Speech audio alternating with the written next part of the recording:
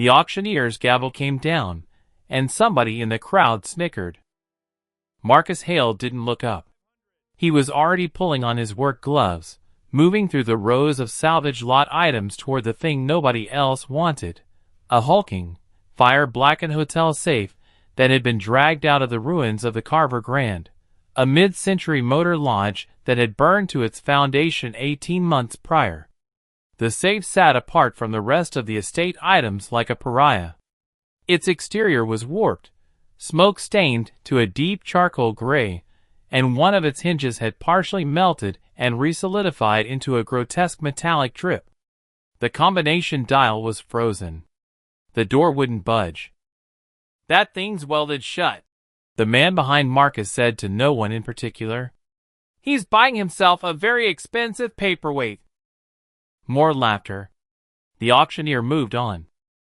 Marcus Hale was 53 years old, a former HVAC technician turned what he called a recovery specialist, a polite way of saying he bought broken, forgotten, or disaster-damaged things that other people had written off and walked away from. He had a garage workshop in Decatur, Georgia, crammed with angle grinders, cutting wheels, drill presses, and 2 decades of hard-won intuition about what things were worth on the inside regardless of what they looked like on the outside. He had first spotted the safe 3 weeks earlier when the auction preview photos went live online. The listing described it as a hotel safe, fire damaged, condition unknown, sold as is. Most people saw condition unknown as a warning. Marcus saw it as a door left ajar. He'd spent a week doing his homework. The Carver Grand had been a 44-room motor lodge built in 1959 and operating continuously until the fire. Independently owned for most of its life, it had passed through 3 families before finally sitting under the management of an 81-year-old man named Doyle Pritchard, who had no children and very few modern habits. Doyle had died of a heart attack 4 months before the fire, and the blaze that took the building was ultimately ruled accidental, faulty wiring in the laundry room. His estate, handled by a distant nephew in Florida, had authorized the salvage auction to clear what remained. What remained included this safe. Marcus had found a reference to it in a 1987 local newspaper profile of Doyle Pritchard, who at the time was described as a man who didn't trust banks and ran his business the old way. The article mentioned, almost in passing, that Doyle kept his records and receipts in the big safe behind the front desk. 40 years of running a cash-heavy motor lodge, paying no mind to banks, and trusting a steel box bolted to the floor of a lobby.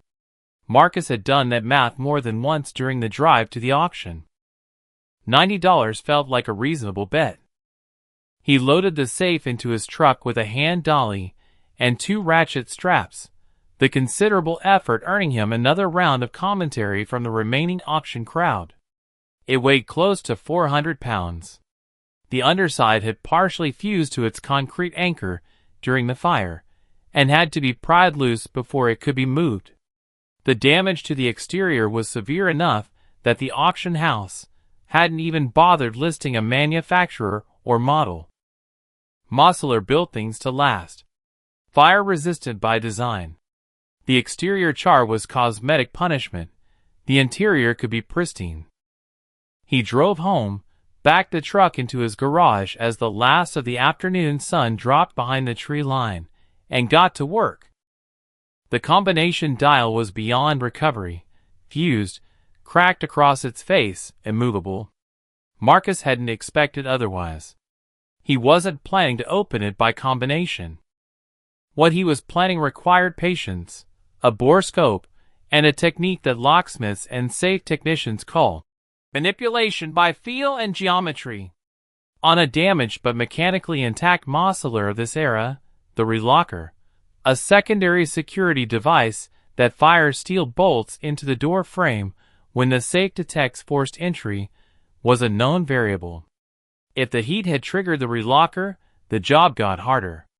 If it hadn't, the door's bolt mechanism might still respond to careful mechanical persuasion. Marcus connected a flexible borescope camera to his phone and inserted it carefully through a hairline gap where the dial spindle had separated from its housing during the fire. The camera's image was dark and smeared with soot. He added a small LED light probe alongside the borescope and adjusted the angle slowly until the interior geometry came into view. The interior relocker had not fired. He exhaled slowly. That was the first good sign. The second came when he applied a dial puller to the remnants of the combination dial and removed it entirely, exposing the drive cam beneath. The drive cam was the heart of the combination mechanism, a rotating disc that moved the bolt when aligned correctly. With the cam exposed and the relocker dormant, Marcus could begin working the bolt directly using a custom bent piece of spring steel he'd machined himself years ago, shaped for exactly this purpose on older Mosler units. It took him 2 hours and 40 minutes. He worked in silence, occasionally referring to a laminated reference card tacked to his pegboard, diagrams of Mosler bolt configurations, tolerances, the geometry of the throw. He didn't rush. He ate a sandwich. He drank coffee. He listened to the metal talk back to him through his fingertips. At 11:47 p.m., the bolt retracted with a solid, clean thunk, the sound of a mechanism that had been waiting patiently in the dark for someone competent enough to ask it properly. The door swung open. The interior of the safe smelled of old paper, cedar, and the faint ghost of cigar smoke. It was dry. The fire had not breached the seal. Marcus photographed everything before he touched anything. On the left side, stacked in a metal document tray, were 40 years of cash receipts, ledger books, and tax records, the administrative archaeology of a small business run by hand. They would have value to historians of local commerce, perhaps, but not the kind of value Marcus was thinking about. Marcus counted it twice, then a third time to be sure. He sat on his garage stool for a long while afterward, the money spread on his workbench under the fluorescent light, listening to the cicadas outside and saying nothing to no one. There is a version of this story where Marcus says nothing and keeps everything, and perhaps legally he was entitled to. The safe was part of the estate lot. He had purchased it at auction, as is, with no representations made about contents. The nephew in Florida had signed off on the sale. Legally, the question was murky enough that a good attorney might have made it go away. Marcus called the estate attorney on Monday morning. He wasn't moral in a loud, performative way about it. He didn't frame it as a sacrifice, post about it online, or demand recognition from anyone. He simply explained what he found, provided photos and documentation, and told the attorney that he thought the money probably belonged somewhere other than his workbench. After 2 weeks of legal review, the estate determined that the cash was indeed estate property, and was distributed accordingly through probate. Marcus received a finder's fee, negotiated, fair, several $1,000s. He also kept the safe itself. Nobody argued. It sits in the corner of his garage now, door open, cleaned up, the exterior still bearing the dark soot stains from the Carver Grand fire. He refinished the interior, replaced the door latch, and installed a new combination lock. He uses it to store tools. People who visit his garage ask about it. He tells them the full story, the $90 bid, the snickering crowd, the 2 hours and 40 minutes of quiet methodical work in a silent garage, the thunk of the bolt finally giving way, the smell of cedar and old paper and cigar smoke drifting out of the dark interior. What was the best part? Someone asked him once. Marcus thought about the question for a moment, looking over at the open safe door. The sound it made when it opened, he said. 40 years that door had been closed. When it finally moved, it moved like it was ready, like it had been waiting for somebody who knew how to ask.